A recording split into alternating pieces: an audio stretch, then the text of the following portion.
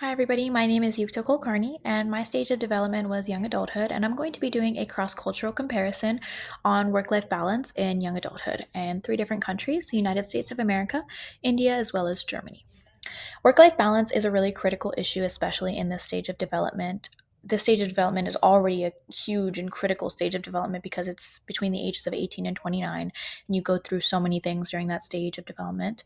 Um, but especially for young adults who are transitioning from 4 years of being in that like really educational environment surrounded by your peers that are your own age to full-time employment around people that you have no idea who they are, and they could be 10, 20 years older than you, much more experienced than you are. You feel like the newbie. You're building financial independence, trying to build financial wealth and knowledge, and you're forming relationships, both personal, social, as well as romantic. um, so the ability to balance work and personal life can determine career success, mental well-being, as well as overall life satisfaction. Understanding how these different cultures approach work-life balance can really help us identify best practices and solutions for improving well-being and productivity. So let's dive in. So work-life balance refers to the ability to manage time and energy effectively between work. So, work life balance refers to the ability to manage time and energy effectively between work and your personal life. It ensures that basically neither of them are more highly prioritized than the other. Neither of them should overshadow each other, I should say. That makes more sense. Neither of them should overshadow each other. Um, so, this balance is really crucial because it enhances mental, emotional, physical well being. It directly affects job satisfaction, career growth, as well as overall standard of living. A poor work life balance can and will lead to stress, burnout, strained relationships, and other mental health disorders, as well as maybe physical disorders. Um, and it is actually proven with a study done by the OECD Better Life Index that countries with better work life balance tend to have higher levels of happiness and productivity. So imagine a young professional working 60 hours a week with barely any time to relax or spend with their family or friends or by themselves for that matter. Over time, this will lead to chronic fatigue, relationship struggles, both personal and romantic. This will cause burnout in the person. The young adult will not be able to grow as successfully as he may have once wanted to because of this burnout and chronic fatigue due to this poor work life balance. Work life balance aims to prevent this by ensuring individuals can work effectively while maintaining a fulfilling personal life. So, young adulthood between the ages of 18 and 29 is a crucial stage of development where individuals transition from education to the workforce. Like I said, this may be your first or second job in the workforce, or maybe your first one in the career field that you really want to be in. So, like I said, you really feel like the newbie, you feel like the odd one out, and you're also in this crucial stage of development. And so, it's really easy to slip up and let that balance slide and to not have a really good one, but that is going to affect you in more ways than one. You're trying to build financial wealth, you're trying to build financial independence, build something for your children, trying to maybe family plan, settle down, build relationships, but this is all hindered due to a poor work life balance. Cognitively, you're at your peak brain function at this stage of development at the age of 25 or 26, but stress can severely affect your decision making and cause you to make the wrong decisions, even when you know the right ones. Emotionally, excessive work can lead to anxiety, depression, burnout, and various other mental health disorders. Socially, work life imbalance may delay marriage, family planning, friendships, relationships, things of that nature. According to Erickson's intimacy versus isolation stage, young adults actually must form these meaningful relationships, but too much focus on work and your career can lead to isolation and unhappiness and loneliness for that matter. So now let's take a look at how different countries approach work-life balance. So, the United States of America is known for its work centered culture, also known as hustle culture.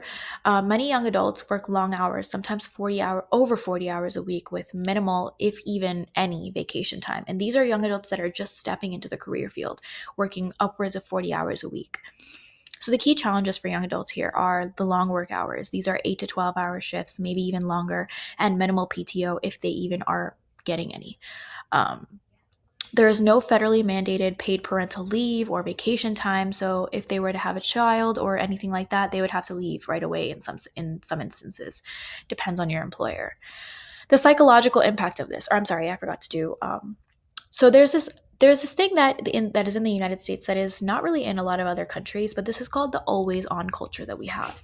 So professionals are required to keep their phones on and near, like, next to them in a place where they can grab it or see it, so that if anything happens after hours, they are able to be contacted, which is a little bit crazy because that's really you're really your work and personal life become one at that point. I feel like when you're bringing your work home and you're not able to just turn your phone off, unplug, and do something for yourself after work. The psychological impact of this. So, according to the American Psychological Association in 2021, they reported that many young professionals experience high levels of work related stress in the United States. And this is young professionals that are just stepping into their career field. So, again, this is not normal. And this is due to that poor work life balance. This work centric mindset is deeply rooted in the American dream, but how does it compare to India? Let's check it out. So, in India, work life balance is influenced by economic pressures and cultural expectations. The key challenges here: long working hours. Again, we see that the average work week exceeds 48 hours, according to the ILO in 2020 in a report done. There's limited enforcement, if any enforcement, of work life balance policies, which basically forces employees to either accept the long hours or face job insecurity and just be unemployed. So there's also a strong societal expectation to succeed due to the past generations knowing that they had very limited to no opportunities to advance in their career field. So they want their children to do better than they did, which also puts that extra level of pressure on Indian professionals. As you can see, the labor productivity growth rate measured as output per worker drops from 4.3% in 2018 to 3.9% in 2019. In just 1 year, it dropped a whole percentage. We can see that the high stress levels and the high working hours are really affecting that labor productivity growth rate as well. So the psychological impact of this. So actually, in a study done on Indian professionals, young adult Indian professionals in India, it was found that occupational stress is extremely common in young adults, which is not normal. This was done in 2023. And it was also found that many young adults live with their parents longer because of this, balancing both career and family duties.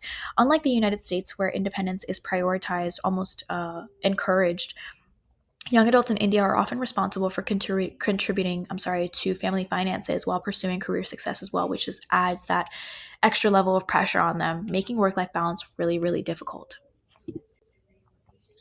So let's take a look at Germany next.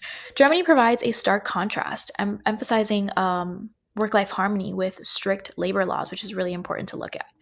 Employees really receive holiday allowances and parental leave up to 3 years, which is amazing. They can wait until they're almost at that age to go into school or daycare and put them in daycare and then go back to their job. They don't have to leave almost immediately or a couple of months in. They can really have that parental bond with their children, which is very important. Government support ranges from £300 to £1,800 per month. And this is for regular citizens. And this is in the United States, it's a lot harder to get access to these governmental assistance or benefits. You have to meet a certain criteria. No, this is for all citizens in Germany, all citizens that are working. Also, only 4% of employees work very long hours compared to the global average of 10%, which is, you see that stark difference there.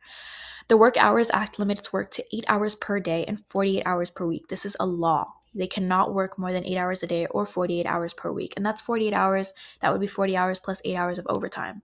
This ensures employees have time for personal care and leisure as well. There is mandatory rest breaks.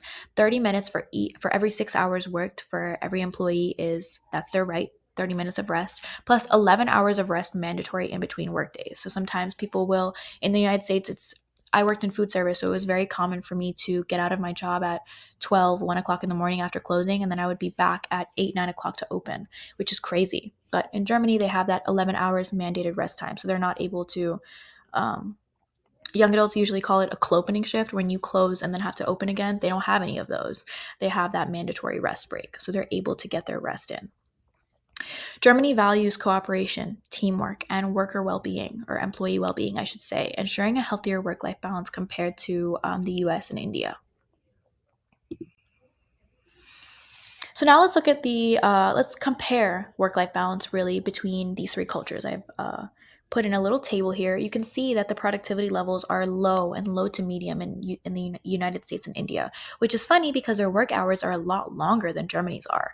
So for some people that wouldn't make sense, but this just goes to show that you don't need to have a way longer work week to increase productivity. Productivity is increased when your employees are happy, when they have that work-life balance.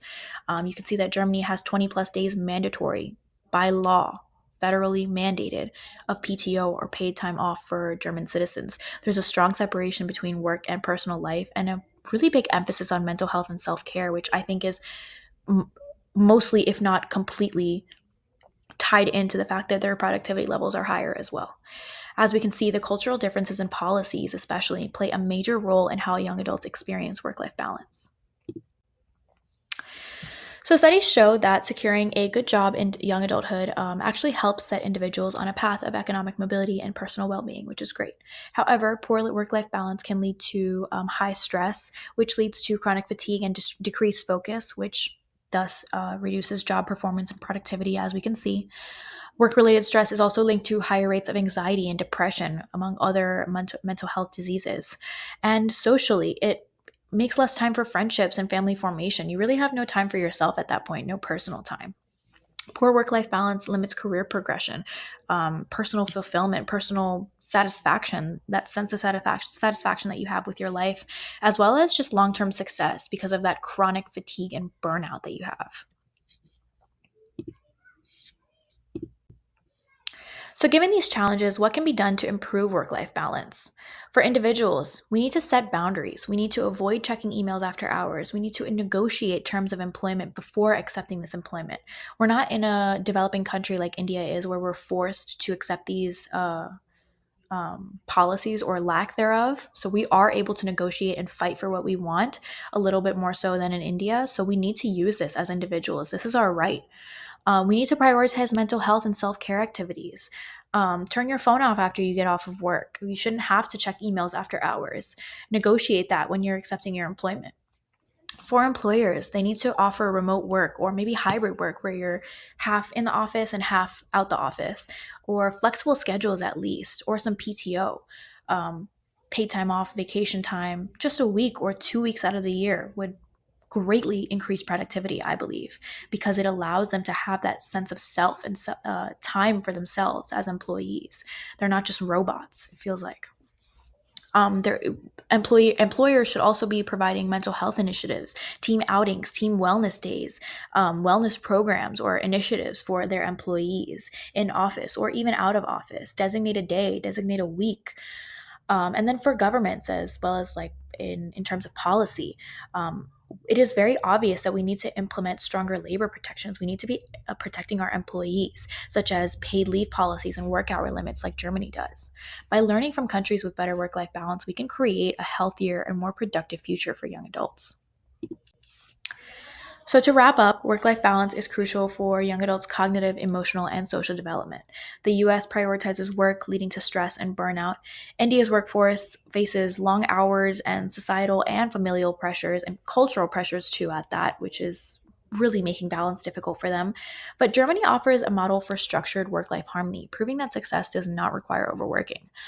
Actually, a recent survey done by Georgetown University found that young adults prioritize paid time off and a flexible schedule when choosing jobs. So they are worried about this. We as young adults need to be worried about this. When choosing our employer, we need to be looking for benefits that are beneficial to us and our mental health, physical health, emotional health, and our well-being.